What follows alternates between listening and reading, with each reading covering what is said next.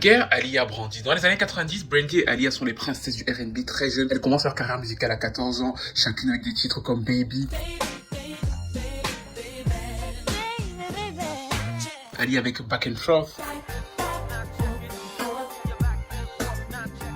Et il y a un élément qui va les séparer, c'est-à-dire qu'une fois Brandy va faire une interview qui revient très très souvent sur Twitter pour ceux qui suivent un peu les comptes R&B et surtout les comptes d'Aaliyah, cette interview revient très souvent parce que c'est l'interview dans laquelle Brandy dit qu'elle trouve que l'image d'Aaliyah est trop mature et un peu inappropriée pour leur âge. Elles ont à cette époque-là 15 ans et Aaliyah finit par lui répondre en lui disant de façon très classe « Bonne chance à toi Brandy ».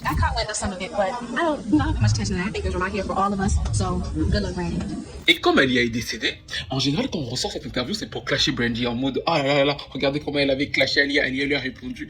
Mais en vérité, moi j'ai toujours trouvé que, et c'est un mensonge et un paradoxe de notre société qu'on ne veut pas avouer, Brandy n'avait pas tort. En fait, le premier album d'Aaliyah qui s'appelle donc Age Ain't Nothing But a Number, qui est écrit par R. Kelly,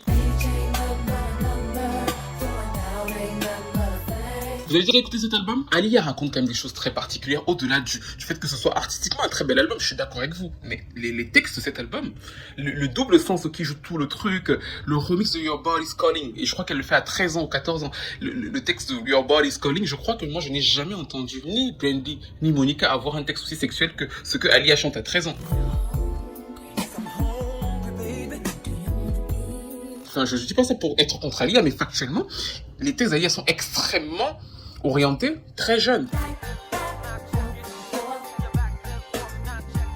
Parce que c'est son menteur qui les fait. On ne peut pas à la fois dire que R. Kelly est un pervers sexuel qui a 27 ans, sort avec une fille de 15 ans et lui fait un album, et dire que cet album n'est pas inapproprié et trop mature pour l'âge de cette fille-là. Les relations entre Brandy et Aaliyah vont s'apaiser. D'ailleurs, dans l'album Aphrodisiaque, quand elle travaille avec Timbaland, elle lui rend hommage. Et je trouve toujours que le fait de revenir sur cette interview-là pour taper sur Brandy est une hypocrisie, parce qu'à la fin, on voudrait dire que Age Ain't Nothing But a Number est un gros classique, ce qui est vrai, mais on veut en même temps ignorer le fait que c'est un album extrêmement explicite pour une fille de 15 ans qui sort avec un mec de 27 ans. Moi, je me suis toujours posé la question de savoir comment les parents d'Aaliyah avaient écouté cet album-là, et vraiment, parce que c'est son oncle qui le fait. L'oncle d'Aaliyah, c'est le manager des deux. Mais je me suis toujours dit, moi, ma fille rentre à la maison à 14 ans.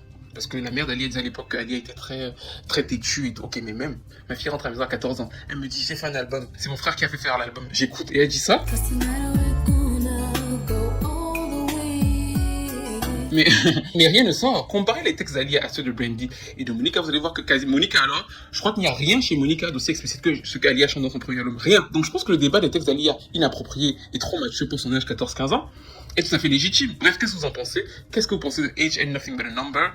Et quelle est votre chanson préférée des deux chanteuses d'Aaliyah et de Brandy?